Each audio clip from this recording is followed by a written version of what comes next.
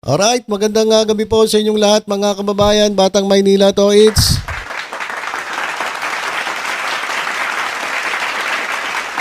Yan po, meron pong ipinost si Sam Versosa. Ayan sa ating screen, Manila is not for sale.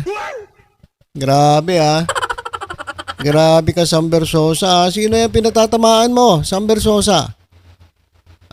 Manila is not for sale. Meron na sa billboard, meron pa dun sa t-shirt niya. Manila is not for sale. Sino ba? Sino ba nagbenta ng mga ari-arian ng Maynila? Sino kaya pinatatamaan nito? Sino kaya? Oy, magsalita naman kayo, yung mga diyan. Mga kakampi dun sa isa. Dating mayor. Merong patama si Sam Versosa. Si Sam Versosa, mga kababayan, ay tumatakbo bilang mayor diyan po sa lungsod ng Maynila. Sino-sino ang mga sikat na diyan, ang personalidad na tumatakbo? Sam Versosa, dating Mayor Isko Moreno, at incumbent Mayor Hani Lacuna. So dun sa dalawa, sino kaya pinatatamaan niya, Sam Versosa? Manila is not for sale. Kasi sabi ni Sam Versosa, yung nagdaang administrasyon ay ang ginawa ay pinagbibibenta ang iba't ibang mga properties niya sa lungsod ng Maynila. At nga doon dati, yung sinabi, yung baklaran daw naibenta. Mali naman yung mga kwento ng mga naninira dati. Paano mabibenta yung baklaran? Hindi, yung baklaran mo lang ang naibenta. Kasi nga raw hindi na napapakinabangan ng mga batang Maynila. Kaya naibenta. Ano ba? Marami pa mga properties na naibenta. Okay lang naman yun kung maganda yung layunin at talagang ang nakinabang po ay ang lungsod ng Maynila. Yung mga batang Maynila. Ang problema kasi may mga tanong dyan mga kababayan, may mga nagtanong. Kung maraming naibenta mga properties dyan po sa lungsod ng Maynila, bakit ang laki pa rin ang nautang? Bakit may utang pa rin, sobrang laki pa rin ang nautang? Ano nangyari?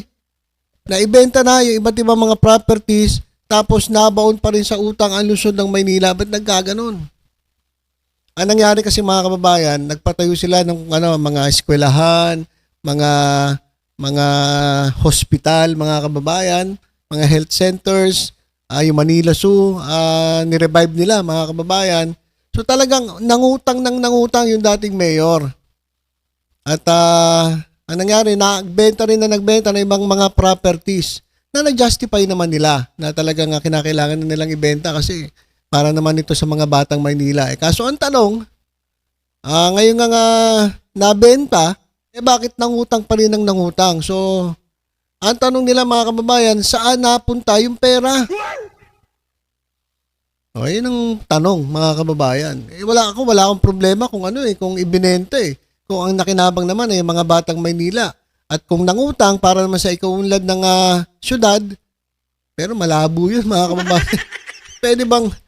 Pwede bang umunlad ang isang lugar, ang isang syudad kung mangungutang ka na mangungutang? Hindi. Pwede mong mapaganda ang mga lugar mo, pero yung pag-utang mo, hindi po yan magpapaunlad ng nasasakupan mo. At in fact, ito ay magpapalubog pa dun sa yung nasasakupan. Kasi ang basihan ng good governance ay kinakailangan ang iyong lugar ay wala pong utang at hindi baon sa utang. Ayun nga po yung ginawa ni Mayor Hani Lacuna Ginawa niya, nagbayad ng utang at ang ginamit niya para doon sa kanyang mga proyekto ay yung pondo talaga ng Maynila. So hindi niya na kailangan mangutang para maayos sa katuparan niya itong kanyang paglilingkod sa lungsod ng Maynila. Kasi yung nakaraan, nangutang, nagbenta, kaya tinatanong ng taong bayan saan napunta yung pinagbentahan at yung inutang. Meron naman mga ebidensya kung saan napunta. Kaya lang, hindi yun na nagpapatunay na umuunlad ang iyong lugar, hindi. Ang basihan ng pag-unlad ng iyong lugar, yung good governance, ay yung ang lugar mo ay dapat ay hindi baon sa utang. Di ba? Kasi pwede mong pagandahin yan Pagandahin mo, utang mo lang. Parang di ba? Pag magsiselebrate ka ng birthday, tapos ipangungutang mo para lang maipagyabang mo. Nagsiselebrate ako ng birthday ko pero hindi nila alam inutang mo pala. Di wala rin. Kawawa lang yung iiwanan mo ng utang. Kaya yan, mga kababayan, sabi ni Sam Versosa, Manila is not for sale. Yan po ngayon ang ginagamit ni Sam Bersosa sa kanyang pangangampanya dyan po sa lungsod ng Maynila. Sino ba yung nagbenta dyan? At saan napunta yung pinagbentahan? Alam nyo na yun Kayo na po ang sumagot ng katanungan nating mga kababayan kung ano ba talaga nangyari dyan po sa lungsod ng Maynila. Basta ang sabi ni Sam Bersosa, Manila is not for sale. Kaya ang sapul, mga kababayan.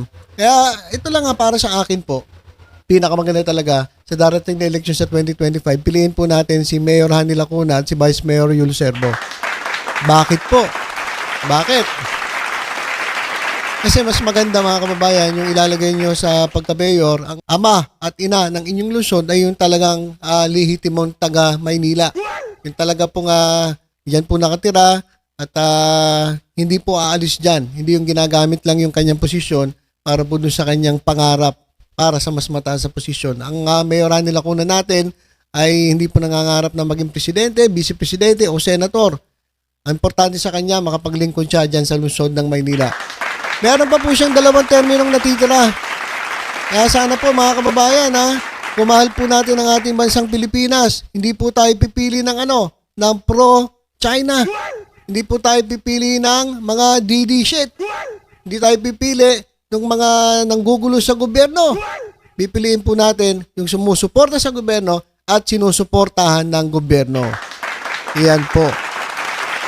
So ano po tayo? Mayor Hanny Lacuna at Yul Servo sa darating na 2025 midterm elections. Yung Asenso Manileño mga kababayan, yan po ang ating ilagay sa ating mga balota. Dito naman tayo sa isa nating topic mga kababayan. Ito pong si Marco Beta. Marco Beta tuloy. Ay, nagkaroon po ng motorcade si Rodante Marcoleta at si Jimmy Bondoc. At ang nangyari mga kababayan, base dito sa binabasa natin sa ating screen, ang kanilang motorcade ay nilangaw. Nako. Anong ibig sabihin ng nilangaw? Hindi po pinansin mga kababayan. Kumbaga, dumaan sila. Dumaan lang. Wala na. Hindi sila dinumog mga kababayan. Walang pumansin sa kanila. Yung mga kasama nilang sasakyan, yun po yung marami. Siyempre, suportado nila si Marcoleta Pero yung mga tao dyan sa Gedli, tila ba parang wala lang. Dinedma lang sila at sabi nga dito sa report ay nilangaw lang po. Etong motorcade ni Rodante Marcoleta. Ayan po sa ating screen, Kasama po dyan si Jimmy Bondoc, mga kababayan. Meron nga ako nakitang video ni Jimmy Bondoc Naka-live siya habang sila yung nagbo-motorcade. Silipin nga natin, baka nandito. Ito mga kababayan,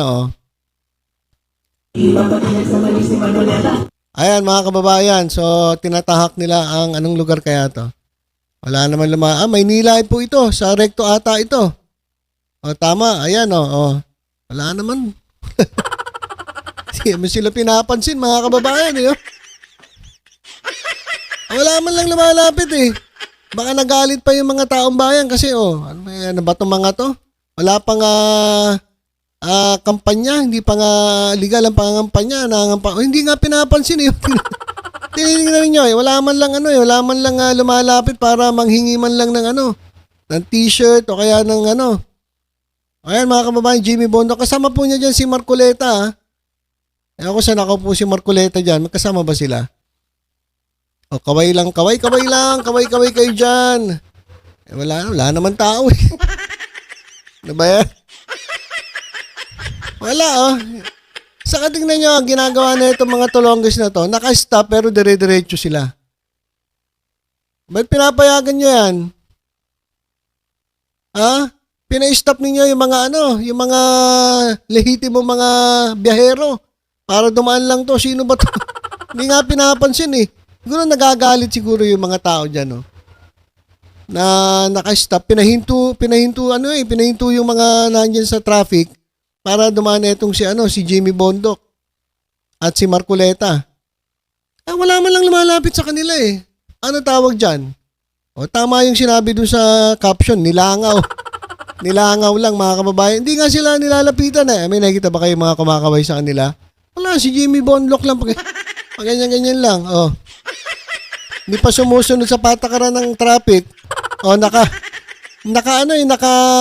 naka-stop tapos nag-go sila. Paano kayo boboto? Hindi kayo nagiging mabuting halimbawa, ha? Ano ba naman itong mga ito? Ayan, oh, stop. Mabuti naman kahit pa paano tumigil kayo. Kanina naka-stop, go kayo nang go. Ayan, oh. Wala man lang tao eh. Wala man lang... Ano yan? Nagsayang lang kayong gasolina. Nagsayang lang kayo ng gasolina. Jimmy Bondoc at Marcoleta. Ayan, oh. Meron yung isa kumaway. Ayan, mga kababayan. Ito po si Jimmy Bondoc at si Marcoleta. Hindi pumapasok sa top 12. Sa kanilang sa mga surveys mga kababayan, lagi po silang hindi pumapasok sa top 12. Siguro top 20, top 25 yan. Siguro ang kanilang rank sa survey. Hindi sila pumapasok sa top 12 mga kababayan eh. Sige, kaway pa. Kaway pa more. Ayan. Pero mo, hindi ka naman nakikita ng ating mga kababayan, hindi ka naman tumutulong. Tapos ngayong eleksyon magpapakita ka, kakaway-kaway ka sa kanila. Hindi mo nga sila natulungan. Noong mga panahon na nangangailangan sila. Oh, di ba? Noong mga panahon na nangangailangan sila, where you? Nasaan ka? Tapos ngayon, biglang eleksyon, lilitaw kayo. Kakaway-kaway kayo sa kalsadang ganyan. Tapos anong gusto nyo? Pansinin namin kayo. Dapat noon pa, talagang tumulong na kayo, tinulungan nyo na ang ating mga kapwa, mga Pilipino, Eh kaso, bigla kayong susulpot dahil panahon ng eleksyon. Tapos kakaway-kaway kayo. Anong gusto nyo? Kawayan din namin kayo. Hello! Oh, ganyan pa tayo. Ano yan? Do dirty. Oh, ganyan ba? Ganyan. Nalangya talaga, oh. Ganyan talaga nangyayari mga kababayan. Wala naman na itulog, dumaan yung mga pandemya, dumaan yung mga krisis. Hindi naman to nakikita Tapos ngayon mag-election, magpapakita. Tapos kakaway-kaway sa kalsada. Anong tayo? Magpapauto ba kayo sa mga ganyan? Magpapaloko ba kayo sa mga ganyan? Ngayon nyo lang nakita na humarap at nag-ikot-ikot dyan sa nag-motorcade. Oh, pero ng mga panahon na walang-wala tayong mga Pilipino, hindi tayo tinutulong ng mga to. Oh, si Marcoleta ba tumulong? Si Bondoc ba? Hindi naman Ngayon lang nakikita nyo sa kalsada, kakaway-kaway kasi eleksyon. Pero nung mga panahon na krisis, wala naman, di ba? Nako, kaya huwag kayo magpapaloko rito mga kababayan Don't be fooled by these people. Okay, so yan mga kababayan. Walang pumansin. Na-dead ma lang po. Etong si Jimmy Bondoc at etong si Marcoleta mga kababayan. Ayan po. Ito. Ayan Wala naman nangyari. Hindi naman sila pinansin. Kung si Marcoleta, hindi po napansin. Papansinin mo yan Ang bang nagawa niya?